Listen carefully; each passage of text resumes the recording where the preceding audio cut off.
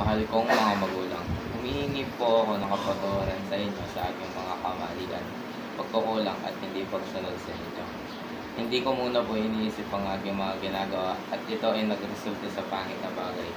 Hindi lang ako ang naapektuhan sa aking mga ginagawa, kundi kayo rin. Dahil nagsasalamin ang mga ginagawa ko sa inyo dahil kayo ang aking magulang. Inaamin ko po sa inyo na ako ay nagkamali at ako ay nagkulang bilang isang anak. Pasensya na po kayo kung hindi ako naging mabuting anak sa inyo at minsan ay hindi ko na ipagkita ang tamang paggalang at pagmamahal na dapat kong ibigay bilang inyong anak. Pinagsisisihan ko po lahat ng aking mga nagawa at nangangako po ako na magbabago na at magiging mas mabuting anak sa inyo.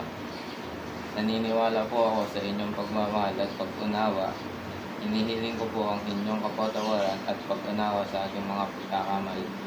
Pangako ko po na gagawin ko po ang lahat upang maiwas ko at madiretso ang lahat ng aking pagkakamali.